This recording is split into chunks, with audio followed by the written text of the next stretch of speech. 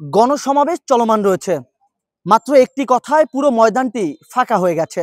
আপনাদেরকে এই মুহূর্তে দেখানোর চেষ্টা করছি যে কিছুক্ষণ আগেও এই ময়দানটিতে কিন্তু মানুষের উপস্থিতিতে ভরপুর ছিল, কিন্তু একটি কথায় পুরো ময়দানটি ফাঁকা হয়ে গেছে। চেয়ারে এখন পর্যন্ত কোনো মানুষ নেই। এর কারণ হলো ইসলামী আন্দোলন বাংলাদেশের নির্বাচনী প্রচারণা অর্থাৎ গণসমাবেশ চলমান রয়েছে। এর মধ্যে হঠাৎ করে নামাজের বিরতি চলে আসে। অর্থাৎ নামাজের বিরতিতে মানুষের উপস্থিতি শত শত থাকলেও তারা ছুটে গেছেন মসজিদে, এবং যারা ভলেন্টিয়ার রয়েছে তারা কিন্তু নামাজ পড়ছেন। অর্থাৎ যে ময়দানটিতে যারা ভলেন্টিয়ারের দায়িত্ব পালন করছে তারা নামাজের জন্য প্রস্তুত নিয়েছে এবং নামাজ আদায় করে নিচ্ছেন। এবং এই সমাবেশ অর্থাৎ এই গণসমাবেশে যারা উপস্থিত ছিলেন তারা ছুটে গেছেন মসজিদে। তবে প্রশ্নের বিষয় হলো, মসজিদ থেকে তারা কি এখানে ফিরে আসবেন নাকি অন্য কোথাও চলে যাবেন?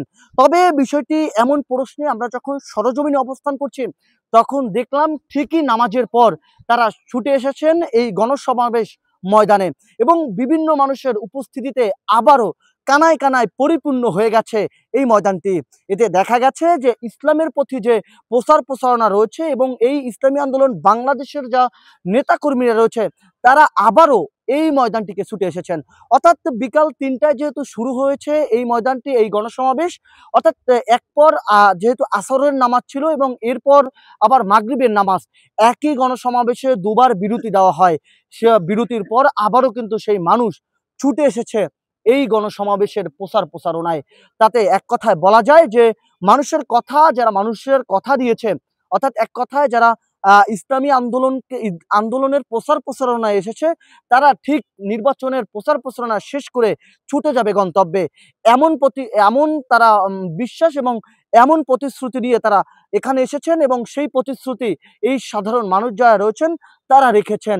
যেমনটা আমি এখনো সরেজমিনে দেখছি যে তেমন কোনো মানুষের উপস্থিতি নেই, শুধু খালি চেয়ার পড়ে রয়েছে এবং যারা ভলান্টিয়ার রয়েছে তারা নামাজ পড়ছেন। এবং এই মঞ্চে কিছুক্ষণ আগে কিন্তু জাঁকজমকভাবে গর্জিয়াস বক্তব্য দিয়েছে এবং জাঁকজমকভাবে মানুষের উপস্থিতি রয়েছিল।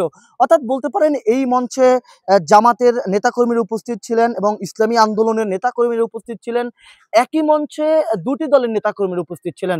তবে যখন এর নামাজের বিরতি দেওয়া হয়েছে সবাই কিন্তু ছুটে গেছেন মসজিদে এবং খালি পড়ে রয়েছে চেয়ারগুলো। তবে বিষয়টি হলো নামাজের পরই তারা কিন্তু আবার এই স্থানটি কিন্তু ঝাঁকজমকভাবে আবার নতুন রূপে ফিরে এসেছেন।